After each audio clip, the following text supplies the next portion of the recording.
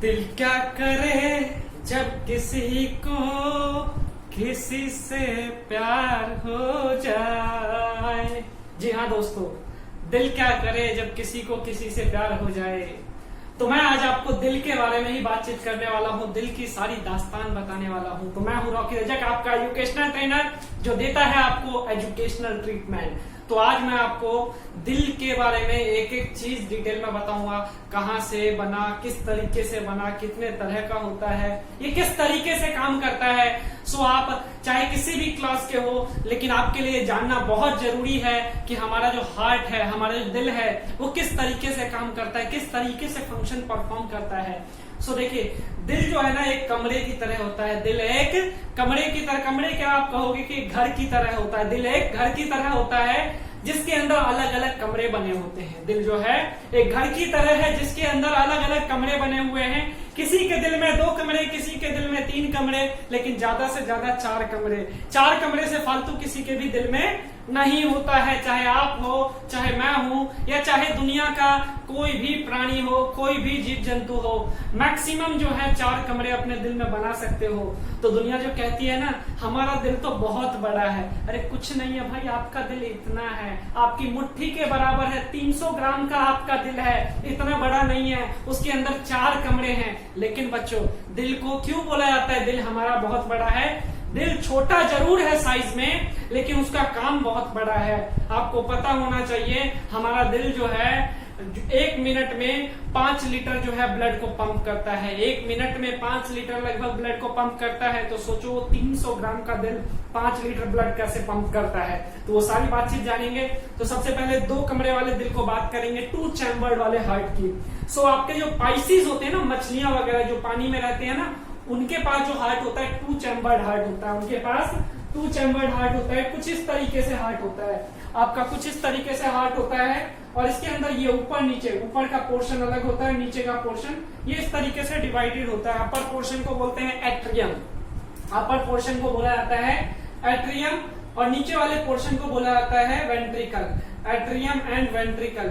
सो ऊपर वाला हार्ट का जो अपर पोर्शन है ना, ब्लड रिसीव करने का काम करता है। अपर पोर्शन ब्लड रिसीव करने का काम करेगा, और नीचे का जो पोर्शन है वो ब्लड को पंप करने का काम करता है।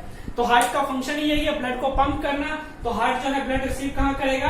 एट्रियम में। और पंप कहाँ से करेगा? वेंट्रिकल से।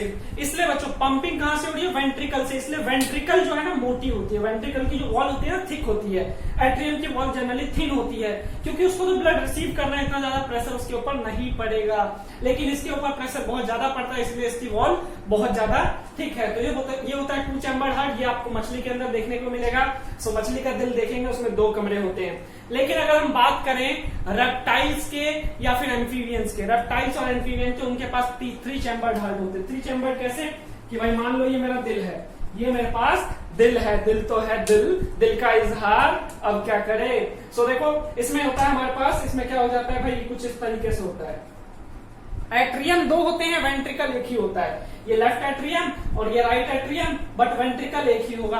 वेंट्रिकल एक ही होगा, 3 चैम्बर हार्ट बोलते हैं इसमें। सो यहाँ से आपका इन दोनों चैम्बर में जो है ब्लड रिसीव होगा, और नीचे वाले चैम्बर से जो है ब्लड पंप करने का काम करेगा। सो आपका ये एम्फीबियंस और रेप्टाइल्स इसी तरीके से बात करता है, मतलब इसी तरीके से इसका हार्ट जो है ऑर्गेनाइजेशन है और इसी तरीके से काम करता है। लेकिन अगर बात करें ह्यूमन बींग्स, मैमल्स की, एव्स की, मतलब कि पक्षी और जो मैमल्स है, मैमेलियन जिसको बोलते हैं, तो वो जो मैमल्स के जो हार्ट होते हैं वो 4 चैम्बर्ड होते हैं, 4 कमरे वाले होते हैं। आपका दिल और मेरा दिल जो है 4 चैम्बर्ड हार्ट है। 4 चैम्बर्ड हार्ट कैसा?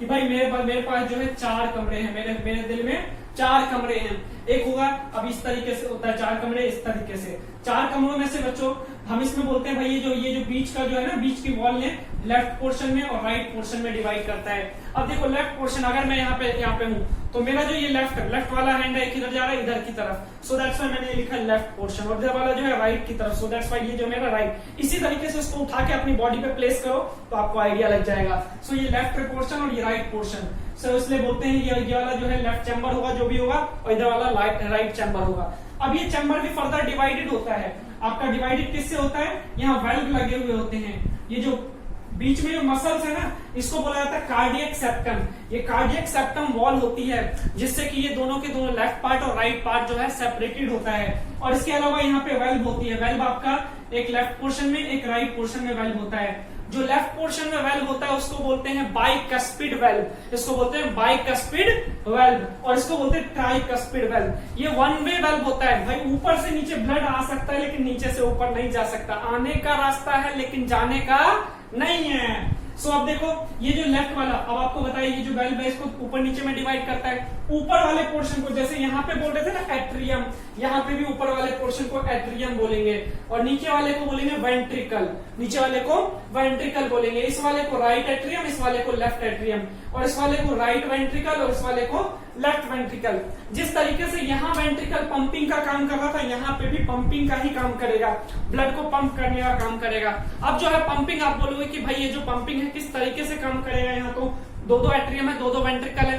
तो बच्चों ये जो है ना आपका हार्ट जो है हमारा लंग्स से ब्लड को लेता है। आपका लंग्स ये मान लो, लंग्स से ब्लड को लेगा, कौन रिसीव करेगा? लेफ्ट एट्रियम में, लेफ्ट एट्रियम रिसीव करेगा लंग्स से ब्लड। ऑक्सीजनेटेड ब्लड होगा वो जो ब्लड होगा ऑक्सीजनेटेड ब्लड होगा, और ये ब्लड जो है फिर उसके बाद नीचे आ जाएगा। नीचे आने के बाद लेफ्ट वेंट्रिकल में आ गया, और लेफ्ट वेंट्रिकल से बॉडी पार्ट्स में पंप हो जाएगा। लेफ्ट वेंट्रिकल से बॉडी पार्ट में पंप हो जाएगा, और बॉडी पार्ट्स में पंप करेगा कौन सा? Left ventricle.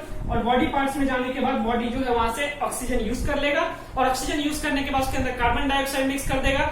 अब वो कार्बन डाइऑक्साइड युक्त जो ब्लड है, डीऑक्सीजनेटेड ब्लड जो है, वो दोबारा वापस जाएगा हार्ट के पास। हार्ट के पास क्यों जा रहा है? वो राइट एट्रियम उसको रिसीव कर रहा है। क्यों कर रहा है? क्योंकि वो नीचे आएगा वेंट्रिकल के पास, और वेंट्रिकल उसको दोबारा कहां भेज देगा?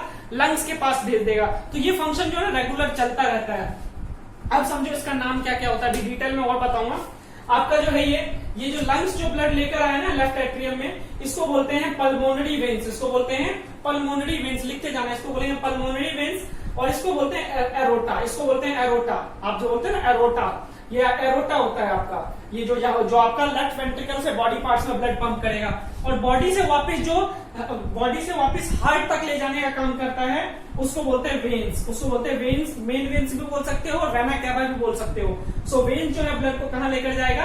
राइट एट्रियम में। राइट एट्रियम रिसीव करेगा राइट एट्रियम से राइट वेंट्रिकल में, और राइट वेंट्रिकल से जो ब्लड है पंप होकर कहां जाएगा? लंग्स में। किसके थ्रू? पल्मोनरी आर्टरी के थ्रू, पल्मोनरी आर्टरी के थ्रू। सो बच्चों याद रखना कि भाई लंग्स से जो ब्लड हार्ट में आया, हार्ट से ब्लड जो लंग्स में गया, यहाँ पे दो साइकिल है। एक जो है भाई लंग्स से ब्लड जो है हार्ट में आया, और हार्ट से ब्लड जो है लंग्स में गया, इसलिए उसको बोलते हैं पल्मोनरी साइकिल। जो लंग्स और हार्ट के बीच में जो लेन देन होता है ना ब्लड का, उसको बोलते हैं पल्मोनरी साइकिल। और इसके अलावा जो है आपका जो हार्ट से बॉडी पार्ट्स में और बॉडी पार्ट से हार्ट में गया, उसको बोलते हैं सिंपल सर्कुलेशन। सो आपका ये दो तरीके का सर्कुलेशन होता है हमारी बॉडी के अंदर, एक पल्मोनरी सर्कुलेशन और एक सिंपल सर्कुलेशन। सो इसलिए इसको बोलते हैं डबल सर्कुलेटरी सिस्टम। हमारे हार्ट को बोला जाता है डबल सर्कुलेटरी सिस्टम, क्योंकि जो हमारे हार्ट के जो ब्लड की पंपिंग है ना, दो बार होता है। हमारा जो हार्ट है सेम ब्लड को दो बार पंप करता है एक साइकिल में, एक पूरा साइकिल, इसको बोलते हैं पूरा चक्र। पूरा कंप्लीट साइकिल करने में आपका जो हार्ट है सेम ब्लड को दो बार पंप करेगा। कैसे? देखो लंग्स ने मान लो यहाँ से ब्लड भेजा राइट लेफ्ट एट्रियम में, उसको रिसीव किया, रिसीव करने के बाद वेंट्रिकल में भेजा, वेंट्रिकल में उसको पंप कर दिया, पंप करने के बाद कहाँ गया? बॉडी के पास, बॉडी ने उसको यूज किया, यूज करने के बाद कहाँ गया? राइट एट्रियम में, राइट एट्रियम में फिर दोबारा वो नीचे की तरफ आया राइट वेंट्रिकल की तरफ, और राइट वेंट्रिकल में फिर से पंप किया, पंप करने के बाद कहाँ भेज दिया? लंग्स के पास। तो मतलब कि यहाँ लेफ्ट वेंट्रिकल में एक ही ब्लड दो बार आया, दो बार पंपिंग हुई, इसलिए हम इसको क्या बोलते हैं कि भाई हमारा जो है हार्ट जो है डबल सर्कुलेटरी सिस्टम है, डबल सर्कुलेटरी सिस्टम काम करता है। तो ये सारे का सारा है सर्कुलेशन हमारा ब्लड का कैसे होता है। अब देखो आपका जो है ना ये जो लेफ्ट जो वेंट्रिकल का पोर्शन है, वेंट्रिकल की जो मसल्स होती है ना थिक होती है जनरली, वेंट्रिकल की मसल्स मोटी होती है, किसके रिस्पेक्ट में? एट्रियम की रिस्पेक्ट में। सिमिलरली एरोटा जो होता है वो भी थिक होता है। ऐसा क्यों? क्योंकि देखो वेंट्रिकल पंपिंग कर रहा है ब्लड को, वेंट्रिकल जो है ब्लड को पंप कर रहा है, तो ब्लड को जब पंप करेगा तो उसके प्रेशर बहुत ज्यादा क्रिएट होता है। सो दैट्स वाई जो है उसकी जो वॉल है थिक होगी, तो उसको बर्स्ट नहीं होगा, इजिली वो पंप कर पाएगा। और ऊपर ओनली रिसीव करना होता है, रिलैक्स पोजीशन में होता है, सो दैट्स वाई उसको ज्यादा झंझट नहीं होता, वो पतला होता है। सिमिलरली एरोटा जो होता है, आर्टरी जो इसको बोलते हैं, एरोटा आर्टरी भी बोलते हैं इसको।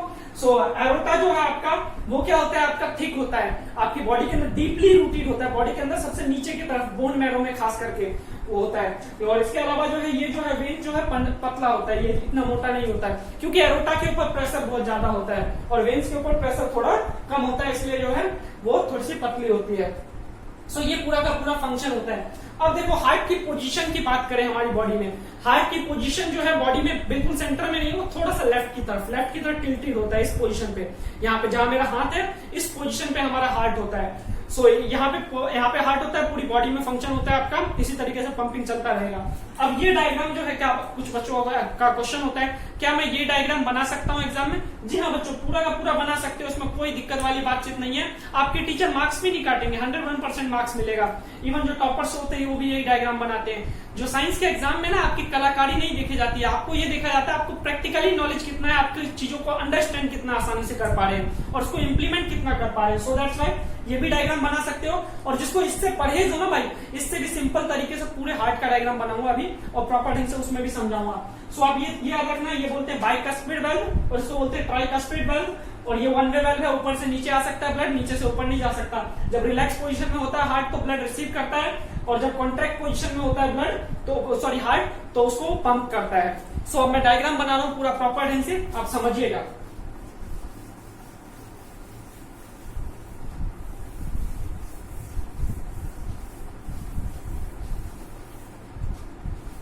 सो देखो हार्ट का डायग्राम ना बड़ा सिंपल है। सिंपल कैसे है, आपको क्या करना है, कुछ इस तरीके से। सिमिलरली जैसी फिगर मैंने यहां बनाई ऐसे इधर भी बना दो। साइज सेम रखना, साइज में डिफरेंस मत करना, दोनों साइड सेम रहता है। ये इस तरीके से कुछ स्ट्रक्चर लंग्स की तरह दिख रहा है आपको, बिल्कुल आसान है इसी तरीके से बनाना है। ऊपर से एक गोला थोड़ा सा बना दो, ये बनाया।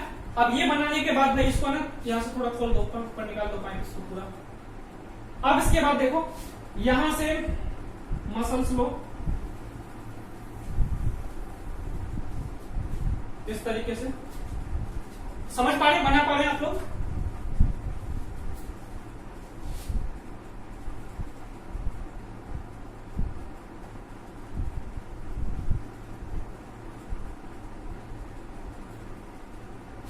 आसान है बिल्कुल, ये हो गया। अब देखिए आपका जो है ना ये वाला पोर्शन जो है ये लेफ्ट पोर्शन कहलाएगा, ये जो है लेफ्ट पोर्शन है आपका, और ये वाला राइट पोर्शन है, मतलब कि ये लेफ्ट चैम्बर और ये राइट चैम्बर कहलाएगा। और आपका जो है यहाँ जो ये जो है ना आपको बताया था, जो वेंट्रिकल का पोर्शन होता है, वेंट्रिकल की बॉल वो थिक होती है, बहुत ज्यादा मोटी होती है, क्योंकि वो प्रेशर जो बहुत ज्यादा क्रिएट करता है, ब्लड को पंप करता है, तो समझेंगे। अब देखो हमारा जो है ना हार्ट जो है, सबसे हार्ट की साइकिल कहां से शुरू होती है? हार्ट की साइकिल जो शुरू होती है ना जब हार्ट ब्लड को रिसीव करता है बॉडी पार्ट से। सो देखो बॉडी पार्ट से जो है ना हार्ट ब्लड रिसीव करेगा, कहां से रिसीव करेगा? इस पोर्शन से। इस पोर्शन से इसके पास एक वाल्व होता है, यहां से रिसीव करेगा। और कौन लेकर आएगा? वेना केवा या फिर मेन वेन्स भी जिसको बोलते हैं, तो मेन वेन्स या फिर वेना केवा बोल सकते हो। तो वेन्स क्या करेगा? ब्लड को कहां लेकर आया? बॉडी, उसमें हार्ट के अंदर लेकर आया। अब हार्ट के अंदर ब्लड आ तो गया, अब आने के बाद भाई ऊपर नीचे का भी पोर्शन होता है, तो यहाँ पे ना एक वाल्व होता है, यहाँ पे एक वाल्व होता है। इस वाल्व को बोलते हैं ट्राइकस्पिड वाल्व, इसको बोलते हैं ट्राइकस्पिड वाल्व। ये वाल्व जो होता है इसको बोलते हैं ट्राइकस्पिड वाल्व। ट्राइकस्पिड वाल्व क्या करता है? ब्लड को ऊपर से नीचे करवाएगा, ऊपर से नीचे मूवमेंट करवाएगा। ऊपर का ब्लड नीचे आ सकता है, नीचे का ब्लड ऊपर नहीं जा सकता। इसके अलावा हमारे पास जो है जब ये ब्लड यहाँ आ गया बॉडी के अंदर, बॉडी से जो है हार्ट के अंदर आ गया, तो क्या करेगा? ये वेंट्रिकल क्या करेगा? कॉन्ट्रैक्ट होगा, पंप करेगा, पुश करेगा, ब्लड को पुश करके कहां भेजेगा? लंग्स के पास। सो लंग्स के पास जाने के लिए यहाँ पे जो होता है, लंग्स के पास भेजने के लिए यहाँ पे एक पाइपलाइन होता है जिसको बोलते हैं पल्मोनरी आर्टरी, जिसको बोलते हैं पल्मोनरी आर्टरी। और यहाँ भी पल्मोनरी आर्टरी में भी एक वाल्व होता है, एक वाल्व यहाँ पे पल्मोनरी आर्टरी में भी होता है, इसको बोलते हैं पल्मोनरी वाल्व, इसको बोलते हैं पल्मोनरी वाल्व। ये ऊपर की तरफ भेजता है, ये ऊपर की तरफ भेजने में मदद करता है ब्लड को। सो यहाँ से आया, ये पंप करेगा, पंप करने के बाद ये ऊपर गया, ऊपर जाने के बाद ये कहाँ जाएगा? लंग्स के पास। ये कहाँ चला जाएगा? इस रास्ते से ब्लड कहाँ चला जाएगा? लंग्स के पास चला जाएगा। अब उसके बाद जो है लंग्स के पास जाने के बाद वापस हार्ट में दोबारा आएगा, वापस हार्ट में दोबारा आएगा ब्लड फिल्टर होने के बाद, क्योंकि ये डीऑक्सीजनेटेड ब्लड आया बॉडी से। डीऑक्सीजनेटेड ब्लड को हार्ट ने रिसीव किया, और रिसीव करने के बाद वो कहाँ गया? वेंट्रिकल से पंप करके लंग्स के पास भेज दिया। लंग्स क्या करेगा? उसको उसमें ऑक्सीजन मिक्स कर देगा और ऑक्सीजन मिक्स करने के बाद दोबारा हार्ट के पास भेज देगा। सो डायग्राम में ना, डायग्राम में दिखाने के लिए जो डीऑक्सीजनेटेड ब्लड है ना उसको ब्लू कलर से दिखाते हैं और ऑक्सीजनेटेड ब्लड को रेड कलर से दिखाते हैं। सो आपके पास अलग अलग पेन हो तो डायरेक्शन के लिए आप इस तरीके से ले सकते हो कि भाई ब्लड जो है बॉडी पार्ट से इस तरीके से आया, ये ब्लू पेन से ले सकते हो। और वेंट्रिकल में आया one way valve tricuspid valve से, और यहां से फिर ये वापस गया कहां, पल्मोनरी आर्टरी के थ्रू। कौन से वेल्व को क्रॉस करते हुए, हमारा जो वेल्व कौन सा है, पल्मोनरी वेल्व। और उसके बाद कहां चला गया, लंग्स में चला गया। लंग्स ने क्या किया, उस ब्लड को फिल्टर किया। फिल्टर क्या किया, ऑक्सीजन मिक्स कर दिया उसके अंदर। ऑक्सीजन मिक्स करने के बाद कहा क्या किया, ब्लड को वापस भेजा। वापस कहां, हार्ट के अंदर। सो वापस हार्ट के अंदर लाने के लिए ना, यहाँ पे वापस हार्ट के अंदर लाने के लिए हमारे पास जो है ये यहाँ पे पाइपलाइन होती है। उस पाइपलाइन को बोलते हैं पल्मोनरी वेन्स। इसको बोलेंगे पल्मोनरी वेन्स। ये क्या है, पल्मोनरी वेन्स, लिख लेना, पल्मोनरी वेन्स। मेन वेन्स नहीं है, पल्मोनरी वेन्स है। पल्मोनरी वेन्स क्या करेगा, हार्ट के अंदर ब्लड लेकर आएगा। अब हार्ट के अंदर ब्लड आया तो यहाँ पे भी एक वेल्व होता है, यहाँ पे भी एक वेल्व होता है और इस वेल्व को बोलते हैं बाइकस्पिड वेल्व। इसको बोलते हैं बाइकस्पिड वेल्व। और यहाँ से फिर से ब्लड नीचे आएगा, कौन से में, लेफ्ट वेंट्रिकल है। ये कौन सा, एलवी, लेफ्ट वेंट्रिकल। और ये था राइट एट्रियम, ये सॉरी लेफ्ट एट्रियम। ये जो है लेफ्ट एट्रियम और ये राइट एट्रियम और ये राइट वेंट्रिकल। सो यहाँ से फिर दोबारा ब्लड पंप होगा। पंप होने के बाद कहा जाएगा, बॉडी पार्ट्स में। बॉडी पार्ट्स में भेजेगा वापस, और बॉडी पार्ट्स में वापस भेजने के लिए यहाँ पे एक और वेल्व होता है, इसको बोलते हैं एरोटिक वेल्व। इसको बोलते हैं एरोटिक वेल्व। और ये क्या है, एरोटा। ये जो है आपका एरोटा है, ये इसको एरोटा, जिसको आर्टरी भी कहते हो। और ये जो है मेन वेन्स कहलाता है। ये जो है main veins, sorry main veins कह रहा हूं, pulmonary veins, pulmonary artery, pulmonary artery कहा जाता है। सो समझना एक बार फिर से, देखो हमारा क्या हुआ, बॉडी पार्ट से डीऑक्सीजनेटेड ब्लड कहां रिसीव हुआ, राइट एट्रियम में। राइट एट्रियम में रिसीव होने के बाद हार्ट जब रिलैक्स पोजीशन पे होगा, आराम से कंफर्टेबल होगा, तो क्या होगा, ब्लड कहां आएगा, नीचे राइट वेंट्रिकल में। राइट वेंट्रिकल में ब्लड आएगा तो राइट वेंट्रिकल कॉन्ट्रैक्ट होगा। जब कॉन्ट्रैक्ट होगा तो ब्लड को कहां पुश कर देगा, कहां पुश कर देगा, पंप कहां कर देगा भाई, इसमें पल्मोनरी आर्टरी में पंप कर देगा। कहां चला जाएगा, लंग्स में चला जाएगा। लंग्स में क्यों गया, सॉरी, ताकि वहां ऑक्सीजन मिक्स हो सके। ब्लड में डीऑक्सीजनेटेड ब्लड है, वो हमारे काम का नहीं है, बॉडी के काम का नहीं है। उसके अंदर ऑक्सीजन मिक्स कर देगा तो ब्लड काम का आ जाएगा। सो उसको पंप कर देगा किस रास्ते से, जो कौन सा वेल्व है, पल्मोनरी वेल्व्स के थ्रू। और यहाँ पे कौन सा था, ट्राइकस्पिड वेल्व के थ्रू आया था। और ये दोबारा वापस गया पल्मोनरी वेल्व को क्रॉस करते हुए और पल्मोनरी आर्टरी के थ्रू कहां चला गया, लंग्स में। लंग्स ने उसको मिक्स करके क्या किया, ऑक्सीजनेटेड बना दिया। और ऑक्सीजनेटेड होने के बाद ब्लड वापस जो है कहां आ गया, हार्ट के अंदर वापस आ गया। हार्ट के अंदर वापस कैसे आया, पल्मोनरी वेन्स के रास्ते से।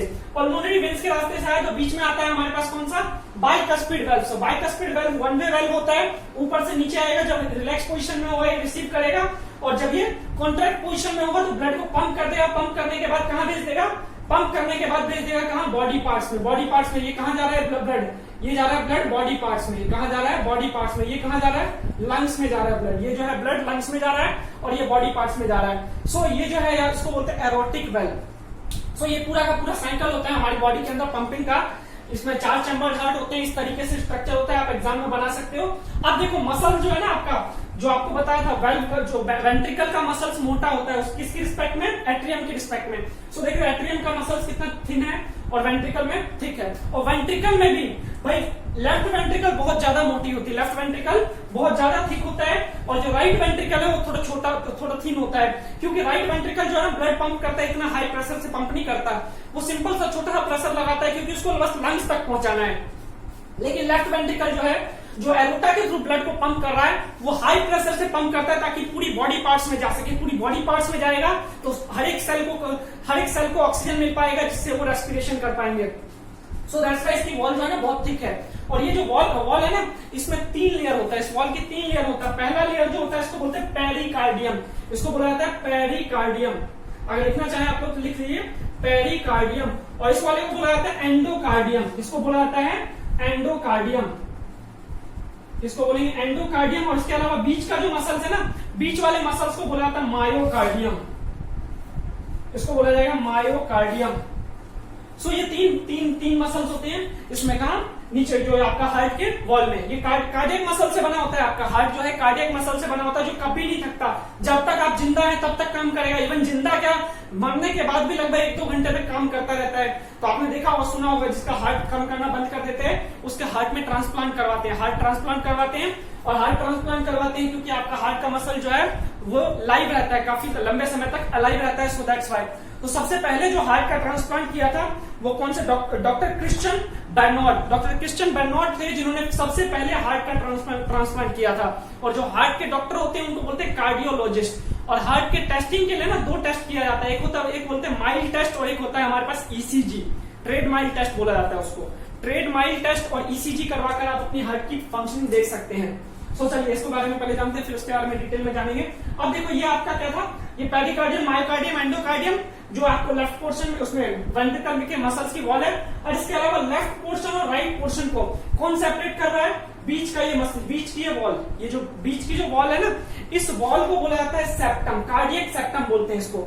इस वॉल को बोला जाता है सेप्टम, जो दोनों को सेपरेट करने का काम कर रहा है। ये जो वॉल है ना पूरा का पूरा, इसको सेप्टम बोलते हैं, जो लेफ्ट पोर्शन और राइट पोर्शन को सेपरेट करेगा। सो लिख लेना इसको क्या बोलेंगे, सेप्टम। इसको बोलेंगे सेप्टम या फिर कार्डियक सेप्टम भी बोल सकते हो, कार्डियक सेप्टम भी बोल सकते हो, जो हार्ट को लेफ्ट और राइट पोर्शन में सेपरेट करने का काम करता है। और हार्ट जो है ना हमारा लेफ्ट पोर्शन में पूरा ऑक्सीजनेटेड ब्लड है, राइट पोर्शन में डीऑक्सीजनेटेड ब्लड है। हार्ट के लेफ्ट पोर्शन में सारा का सारा ऑक्सीजनेटेड, राइट पोर्शन में डीऑक्सीजनेटेड, क्योंकि लेफ्ट पोर्शन में हमारा लंग्स से ब्लड रिसीव हुआ और बॉडी में पंप किया, और राइट पोर्शन में बॉडी से ब्लड रिसीव किया और लंग्स में पंप किया। तो आप ये भी कह सकते हो कि भाई जो इधर जो है ना डीऑक्सीजनेटेड ब्लड बॉडी से लेता है और लंग्स को देता है, और ये क्या करता है, लंग्स से लेता है और बॉडी को देता है। सो आपके 2 साइकिल होते हैं, आपको बताया डबल सर्कुलेटरी सिस्टम बोलते हैं, क्योंकि हार्ट जो है सेम ब्लड को 2 बार पंप करता है। हार्ट जो है सेम ब्लड को 2 बार पंप करता है, एक बार ऑक्सीजनेटेड ब्लड को, एक बार डीऑक्सीजनेटेड ब्लड को। तो 2 साइकिल होते हैं इसमें, आपका एक लंग्स और हार्ट के बीच में चलता है, और एक बॉडी और एक हार्ट के बीच, बॉडी और हार्ट के बीच में चलता है। जो लंग्स और हार्ट के बीच में चलता है उसको बोलते हैं पल्मोनरी साइकिल, और जो दूसरा साइकिल है बॉडी और हार्ट के बीच में उसको सिंपल सर्कुलेशन बोलते हैं। दोनों मिलाकर बनता है डबल सर्कुलेटरी सिस्टम। सो ये होता है हमारे पास हार्ट के बारे में। अब जो है आपने ये सुना होगा प्रेशर, ब्लड प्रेशर सुना होगा, हार्ट का जो प्रेशर, ब्लड प्रेशर मेजर करते हैं। तो हमारा हार्ट जो है ना ब्लड को जो पंप करता है 1 मिनट में 72 बार पंप करता है, 72 बार, 72 टाइम्स पंपिंग करता है, बीट करता है, हार्ट बीट सुना होगा आपने, 72 टाइम्स बीट्स होते हैं। तो वो जो बीट सुनाई देता है ना आपको, जो डॉक्टर जो स्टेथोस्कोप लगाकर जो सुनते हैं, वो क्या सुनते हैं, ये जो आपके जो ये वेल्व है ना, ये आपका जो वेल्व है एरोटिक वेल्व, और इसके अलावा pulmonary artery, sorry pulmonary valve. तो ये एरोटिक वेल्व से जब ब्लड जाता है ना, धक्का मार के जैसे ऊपर जाता है, तो ये जो है ना ये वेल्व ऊपर नीचे होता है, कभी ऊपर कभी नीचे। जब ब्लड गया तो खुल जाएगा, जब ब्लड रुक गया, जब मतलब रिसीव होना शुरू होता है ऊपर से नीचे ब्लड आएगा तो ये दोबारा डाउन हो गया, up down up down up down up down. तो इसमें ना आवाजें आती हैं, तो आवाज होती है ना इसमें love dub love dub love dub love dub, इसलिए बोलते हैं दिल को प्यार अच्छा लगता है, दिल को प्यार अच्छा लगता है। क्यों? क्योंकि ये लव डब साउंड होती है, हार्ट की साउंड है, वो किसकी वजह से होती है, इस वेल्व की वजह से साउंड प्रोड्यूस होता है, और स्टेथोस्कोप से उसको हम सुनते हैं। और उसके लिए ना आप ईसीजी टेस्ट करवा कर भी आप अपने ग्राफ देख सकते हैं। ईसीजी टेस्ट करवाते हैं तो आपका जो ग्राफ कुछ इस तरीके से आता है, ईसीजी टेस्ट में ग्राफ आपका कुछ इस तरीके से आता है।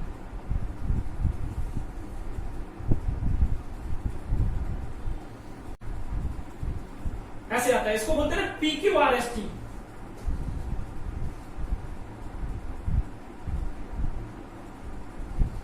PQRST ग्राफ बोलते हैं इसको बोला जाता है PQRST। कुछ इस तरीके से ग्राफ होता है। सो PQRST ग्राफ में ये P वाला जो पोर्शन होता है, जब हमारा हार्ट जो है ब्लड रिसीव कर रहा होता है बॉडी पार्ट से, तो वो ये होता है, उसके बाद का सारा साइकिल ये होता है। तो ईसीजी में आपको ये देखने को मिलता है। सो ईसीजी में आपको ना 12 लीड्स आपकी बॉडी पे अलग अलग जगह लगाई जाती है, और उसके बाद हार्ट बीट सुना जाता है।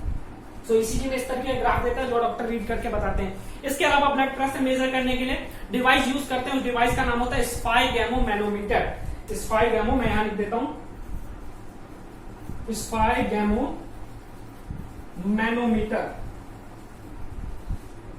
इस डिवाइस का नाम है स्पाइगैमो मैनोमीटर। आपने देखा होगा ये जो डिवाइस है ना बिल्कुल ऐसे मतलब कि ये वो पंप फुसफुस टाइप का होता है। जो डॉक्टर क्या करते हैं, यहाँ पे बाजू पे कुछ लपेट देते हैं, वो एक रोल जैसा होता है, उसको लपेट दिया, और यहाँ पे हमारे वहाँ पे थर्मोमीटर, उसमें थर्मोमीटर का स्टेथोस्कोप लगाते हैं, और उसमें साउंड सुनते रहते हैं, पंप करते रहते हैं। तो उस पर पहले क्या होता है, तो वो आपका मरकरी जो धीरे धीरे ऊपर राइज होता है, जैसे जैसे हम उसको दबाते जाते हैं, जब पूरा 200 तक चला जाता है ना, फिर डॉक्टर आसानी से छोड़ते हैं, फिर उसमें आवाज आती है बिल्कुल डाउन होना शुरू हो जाता है। जब डाउन होना शुरू होता है ना बच्चों, तब उस टाइम पे डॉक्टर को आवाज सुनाई, जो डॉक्टर यहाँ पे वो लगाते हैं ना आपका स्टेथोस्कोप, उसमें क्या करते हैं, आवाज सुनते हैं। आवाज कौन सी सुनते हैं, लव और डव, लव और डव आवाज सुनते हैं। सो अगर लव साउंड है तो लव साउंड कौन सा होता है कि भाई जब ब्लड जो है पंप हुआ एरोटा में, एरोटा में जब ब्लड पंप करते हैं ना बॉडी पार्ट्स में, तो उस टाइम पे कितना प्रेशर है, लव साउंड होता है। और जब ये जो एरोटिक वाल्व है, जब ये दोबारा डाउन होता है तो डव साउंड देता है। सो ये दोनों साउंड सुनते हैं, इसकी वजह से हम निकालते हैं ब्लड प्रेशर। तो आप क्या है ना, दो ब्लड प्रेशर होता है बॉडी में, दो ब्लड प्रेशर काउंट किया जाता है। एक तो वो ब्लड प्रेशर बच्चों जब हमारा हार्ट जो है ना, जब हमारा हार्ट ब्लड को पंप करता है बॉडी पार्ट्स में, एरोटा के ऊपर जो, तो जिस टाइम पे ब्लड को पंप करेंगे ना, तो उस टाइम पे एरोटा के ऊपर जो प्रेशर होगा उसको बोलेंगे सिस्टोलिक प्रेशर, उसको बोला जाता है सिस्टोलिक प्रेशर, उसको बोलते हैं सिस्टोलिक। यहां लिख दूं, आप लोगों ने स्क्रीनशॉट ले लिया तो स्क्रीनशॉट ले लो, फिर मैं लिख देता हूँ। हाँ, स्क्रीनशॉट ले लिया, ठीक है। तो यहाँ पे होता है हमारे पास जो बीपी होता है ना, ब्लड प्रेशर जो होता है, एक होता है सिस्टोलिक प्रेशर और इसके अलावा एक होता है डायस्टोलिक प्रेशर।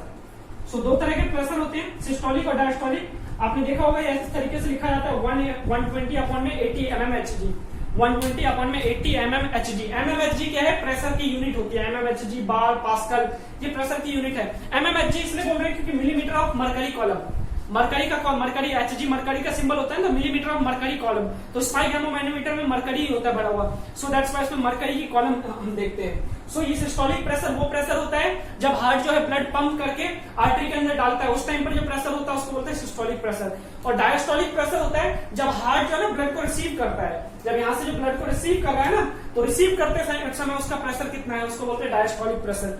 तो रिसीव करते समय प्रेशर थोड़ा सा कम होता है और जब ब्लड को पंप करते हैं उस टाइम पे प्रेशर थोड़ा ज्यादा होता है। तो जिस टाइम पे ब्लड पंप करते हैं उस टाइम पे सिस्टोलिक प्रेशर 120 के अराउंड होता है नॉर्मल पर्सन का, और डायस्टोलिक जो है 80 होता है। तो अब कई बार जो है ना ब्लड आपका अप डाउन भी हो जाता है, कई बार आपने सुना होगा बीपी लो हो गया, बीपी हाई हो गया। तो जनरली आप अगर यंग पर्सन है, स्टूडेंट्स वगैरह, तो आपकी बीपी है ना जनरली थोड़ा सा अप ही रहता है, क्योंकि जितना मतलब कि थोड़ा सा नॉर्मल 120 से अगर 130 तक है तो आप एक्साइटेड रहेंगे, एक्साइटेड मोड में रहेंगे, काम अच्छे से कर पाएंगे, एनर्जेटिक रहेंगे, थके हुए आप नहीं फील करेंगे। लेकिन अगर लो ब्लड प्रेशर होता है ना, तो आप बहुत थके हुए फील करते हैं, आप सही ढंग से काम नहीं कर पाते, अपने आउटपुट नहीं दे पाते। और वही अगर हाई ब्लड प्रेशर हो जाता है तो भी परेशान हो जाते हैं। जैसे 120 की जगह जो है 120 की जगह 150 कर दें या फिर 250 कर दें, तो उस सिचुएशन में क्या हो जाता है, हमारा हाई ब्लड प्रेशर हो जाएगा। तो उस सिचुएशन में हमारा जो बॉडी है सही ढंग से काम नहीं कर पाएगा, हमारी जो है फंक्शन सही ढंग से परफॉर्म नहीं हो पाएगा। अगर मान लीजिए कि सिस्टोलिक प्रेशर 150 हो जाए, सिस्टोलिक प्रेशर अगर आपको 150 हो जाए, मुझे इसको थोड़ा मिटाना पड़ेगा यहाँ से,